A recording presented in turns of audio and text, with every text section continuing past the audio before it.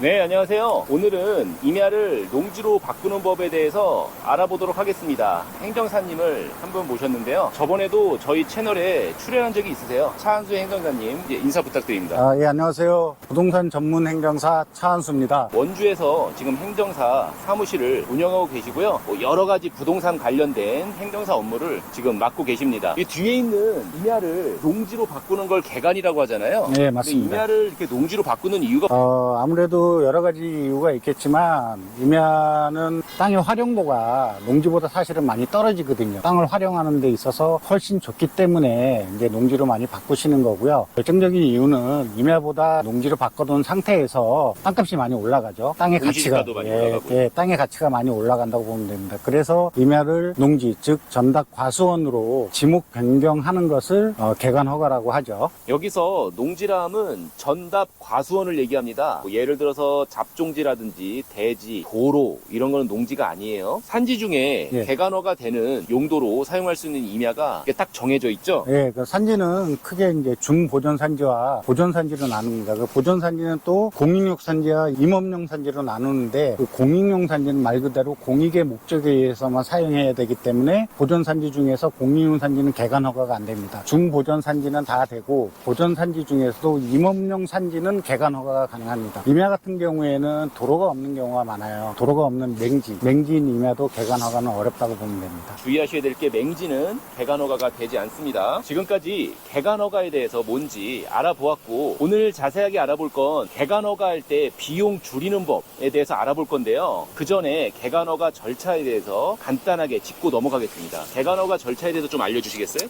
이런 개간 허가는 아무래도 임야를 농지로 바꾸는 행위다 보니까 절차도 좀 까다롭고 시간도 꽤 많이 소요됩니다. 네네. 그 개간 허가의 절차는 대상지를 측량하고 거기에 대해서 설계를 해야 됩니다. 그래서 지적공사를 통해서 대상지를 측량을 먼저 한 다음에 토목 설계 업체를 통해서 허가 면적에 대해서 거기에 대한 설계를 합니다. 예를 들어서 임야가 10,000평이면 네. 경사도에 따라서 10,000평을 다 개간할 수 있는 건 아니고요. 측량 및 설계가 끝나면 개간 대상지 선정 신청이라는 걸 하게 됩니다. 그래서 거기에는 이제 기본 계획서나 위치도 등을 첨부를 해서 해당 지자체에 개간 대상지 여기가 개간을 할 땅입니다 하고 신청을 하게 됩니다. 해당 사무소나 면사무소에 30일 이상 공고를 하게 돼 있습니다. 그래서 공고가 끝나게 되면 개간 시행 인가 그리고 산지 전용 허가를 받아야 됩니다. 그리고 나서 5번째 공사를 진행하게 되는 거죠. 그 허가서를 가지고 개간 공사를 시행을 하게 됩니다. 공사를 마치게 되면 어떻게 공사를 했다는 현황 측량 결과를 첨부해서 산림 복구 승계를 합니다. 산림 복구 신청이라는 게 뭐냐면 개간 허가를 받은 대로 공사를 하지 않거나 어떤 불법적인 행위를 했을 때 거기 산에 있는 이제 나무를 벌목했다든가 뭐 이랬을 거 아닙니까? 불법으로 임야를 훼손하지 못하게 하기 위한 게 이제 산림 복구 설계 신청이라는 거죠. 그 복구 설계 승인이 떨어지면 개간 허가가 완료되는 거죠. 후비는 예. 그럼 미리 내는 벌금 같은 거네요. 그렇죠. 예치금이라고 보시면 되죠. 그러니까 내가 잘못했을 때 벌금이라기보다 내가 이제 불법적인 행위를 했다든가 그 허가받은 대로 공사를 안 하면 지자체에서 대집행을 하게 돼 있겠죠. 대집행하는 예치금이죠. 그럼 예치금은 다 준공이 나면 예. 환불이 되나요? 아니요. 대부분 보증보험공사를 통해서 네네. 증권으로 제출하게 돼요. 예치금을 그냥 다 현금으로 예치하게 되면은 돈이 많이 들어가겠죠. 증권으로 대부분 그냥 그대로 남아있는 거군요. 예. 경사도도 예. 개간허가에 대한 필수 조건이라고 그랬잖아요. 예. 임야 경사도가 몇 도까지 돼야 예. 개간을 할 수 있나요?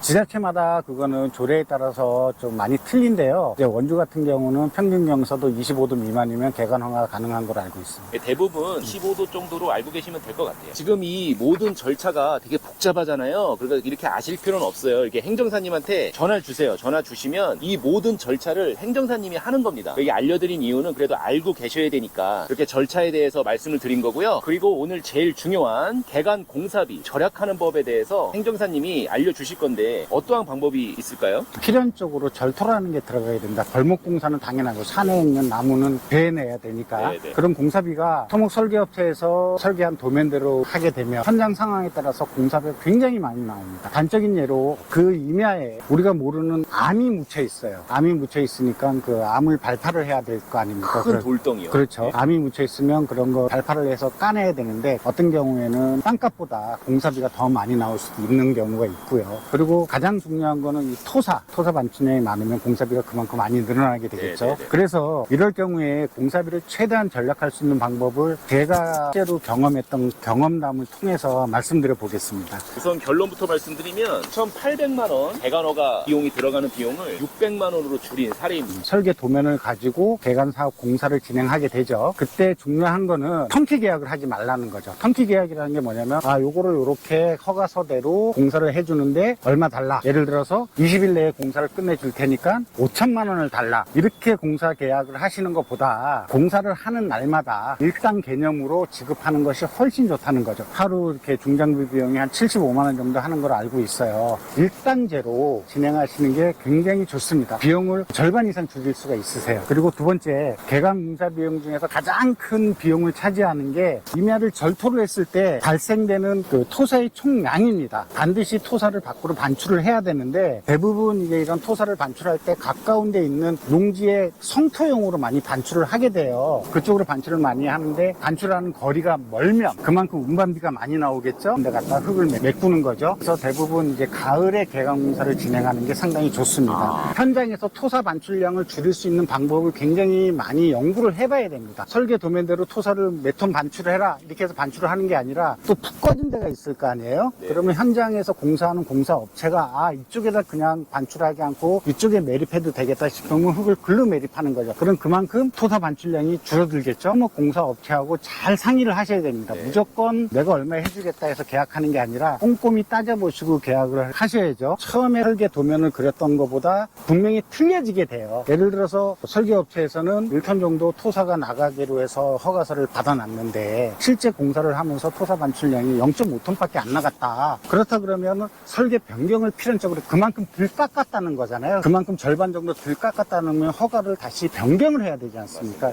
설계 변경을 꼭 하시라는 거예요. 그래서 설계 변경을 한번 걸치는 게 훨씬 좋다는 겁니다. 중요한 점은 설계를 처음 하잖아요. 그죠? 그렇죠. 개관허가 설계 예. 처음 할 때 설계대로 하시려고 끙끙거리지 마시고 공정마다 그거에 맞춰서 설계 변경을 하시면 비용을 확실히 확 줄일 수 있다는 거죠. 그렇죠. 그렇기 때문에 지역에 있는 토목 공사업체 믿을 만한 데를 반드시 선정을 하셔서 잘 모르시잖아요. 모르시면 저 같은 경우는 이 개관공사를 여러 차례 해봤기 때문에 이 개관공사를 전문화하는 토목업체가 있어요. 공사업자를 되게 잘 만나야 됩니다. 처음 기본 토목 설계는 설계대로 하는 거는 아무데나 하셔도 되는데 그 설계도 갖고 공사업자가 공사를 해야 되잖아요. 그 공사업자가 유능한 사람이어야 되는데 그 유능하신 분을 하한수 행정사님께서 많이 알고 계세요. 그래서 전화 주시면 개관허가 뭐 2천만 원, 3천만 원짜리 들어갈 거 1천만 원 이하로 떨어뜨려서 획기적으로 가격을 내릴 수도 있다는 점 알려드립니다. 임야를 결국에는 농지를 만드는 게 목적 아니겠습니까? 그렇죠. 뭐 땅을 예쁘게 되게 예쁘게 이렇게 만드는 게 목적이 아니라 임야를 농지를 만드는 게 목적이에요. 그렇기 때문에 토목 설계 업체의 도면만 그것만 꼭 고집하지 마시고 설계 변경을 한번 걸쳐서 시간이 조금 걸리더라도 이 개관공사 전문 토목 업체와 상의해서 현장에 맞는 공사를 하시라는 거예요. 단적인 예로 제가 진행하고 있는 무장립 같은 경우는 토목 설계 업체에서 그 옹벽을 보강토 옹벽으로 싸라 그랬어요. 그 보강토 옹벽으로 싸면 돈이 많이 들잖아요. 그렇죠. 근데 그 설계 업체에서는 보강토 옹벽으로 굳이 쌓지 말고 이 산에서 나오는